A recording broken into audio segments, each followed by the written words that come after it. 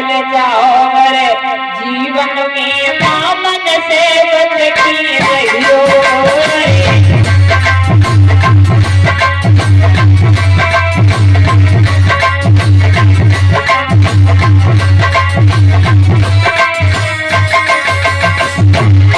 महाराज।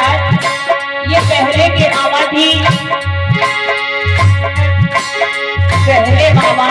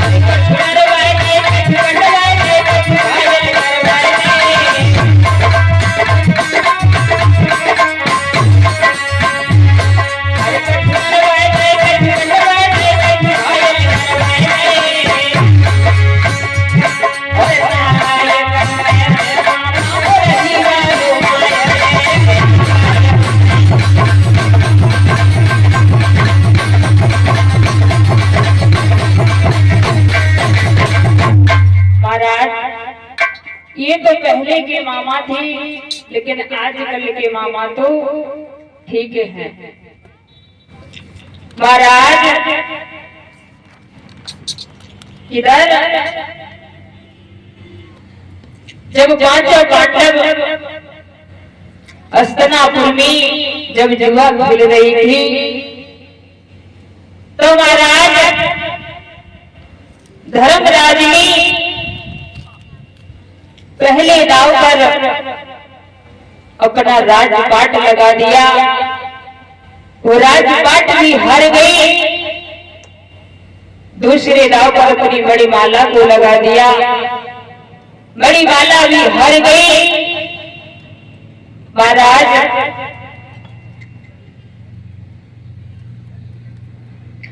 इधर जब उनके पास में कुछ नहीं रहा तो शकुनी कहने लगी है कि धर्मराज तुम्हारे पास में एक अनमोल रत्न शेष है। कहने लगी है क्या? कहने लगी तुम्हारे पास द्रौपदी है, तुम अपनी नारी द्रौपदी को क्यों नहीं दांव पर लगा देती हो? शायद उसके भाग्य से तुम्हारा सब कुछ लौट आई। महाराज जैसे ही द्रौपदी का नाम सुना तो भीम तो आपके समान हो गई। कहने लगी हुई अरे तुम्हें ये कहते हुए शर्म नहीं आ रही है? एक अबला को दांव पर लगवाना चाहते थे। महाराज अंत में धर्मराज ने द्रौपदी को भी दांव पर लगा दिया तो द्रौपदी को भी हार गई। महाराज जैसे ही द्रौपदी को हारी तो दुर्योधन कहने लगा है भैया दुशासन से कहा कि भैया दुशासन तुम द्रौपदी को सभा में लाओ, आज उसे पता चलेगा कि अंधी का पुत्र अंधा होता है या फिर आंखों वाला हुआ। महाराज दुशासन चला है। द्रौपदी अड्डे पर अपने केसों को सुखा रही थी। जाकर के कहा है कि सभा में चलिए, तुम्हें मेरे भाई ने बुलाया है।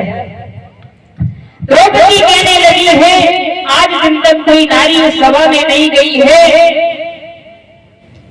मैं सभा में नहीं जा सकती। द्रौपदी ने मना किया है लेकिन दुशासन नहीं माना। दुशासन ने द्रौपदी के केसों को पकड़ लिया। महाराज द्रौपदी कहने लगी है अरे मेरे केसों को छोड़ दो, लेकिन दुशासन ने नहीं माना।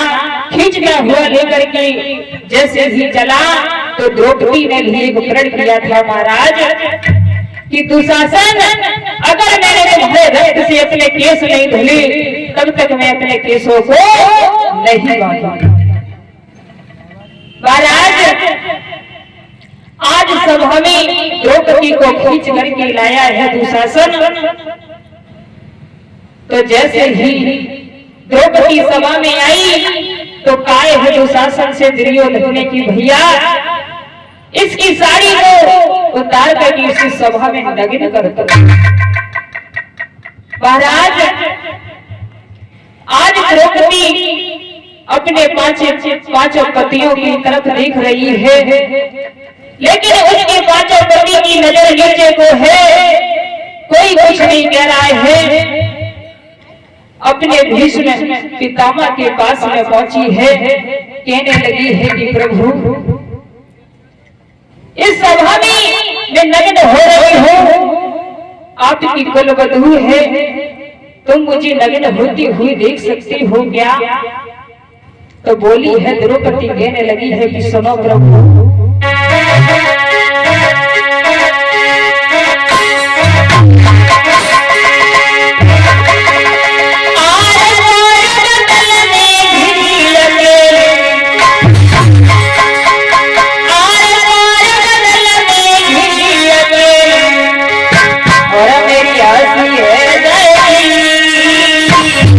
और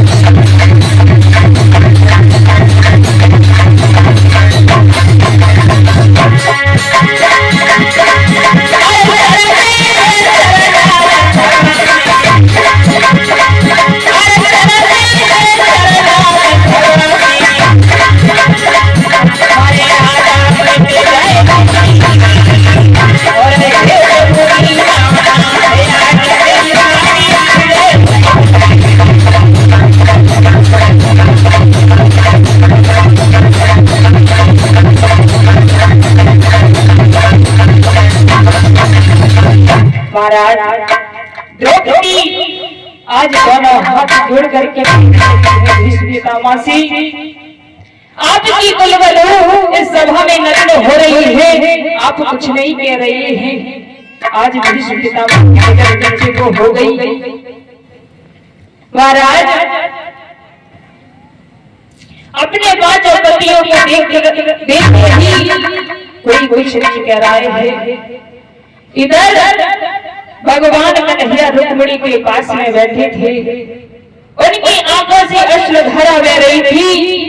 रुक्मिणी कहने लगी है प्रभु आप रो क्यों रहे हो? भगवान कन्हैया कहने लगी है रुक्मिणी मेरी बहन द्रौपदी की लाज जा रही है, वो मुझे बुलाना नहीं चाह रही।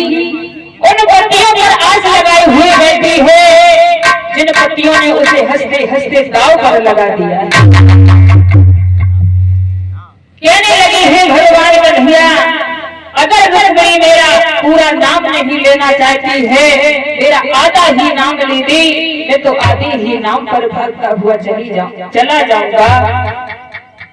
इधर जब द्रौपदी के सारे टूट गई तो भगवान कन्हैया को याद करने लगी। जैसे ही भगवान कन्हैया को पुकारा है तो भगवान कन्हैया नंगे पांव दौड़ी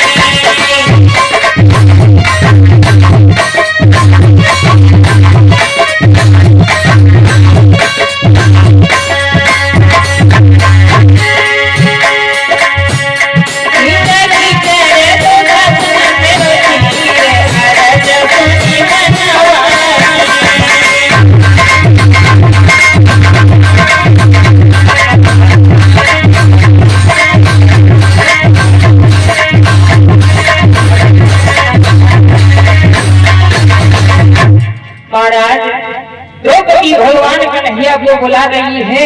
जैसे ही द्रौपदी ने भगवान कन्हैया के लिए आवाज लगाई तो भगवान कन्हैया तुरंत ही दौड़ करके नंगे ही गांव भागी। आज महाराज भगवान कन्हैया ने आकर की बहन द्रौपदी की लाज बचाई। आज महाराज भगवान कन्हैया ने चीर में बढ़ाना शुरू किया है। दुशासन चीर खींचते खींचते थक गया, अलग बैठ गया। आज महाराज धीरे धीरे समय व्यतीत तो होता गया। इधर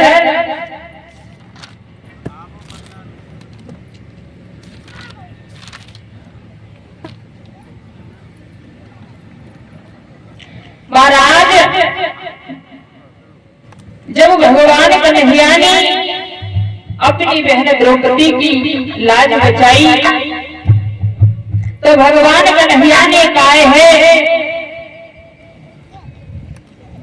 कौरवों से कहा है भगवान कन्हैया ने, तुमने उन पांडवों का सब कुछ ले लिया है, ज्यादा कुछ नहीं, 5 पांडव हैं तो उन्हें रहने के लिए 5 गांव दे दीजिए।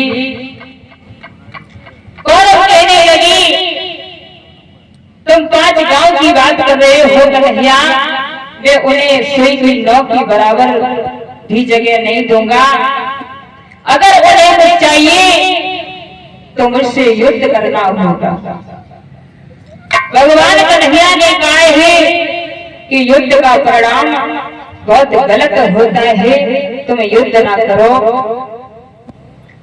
महाराज धीरे धीरे जब समय व्यतीत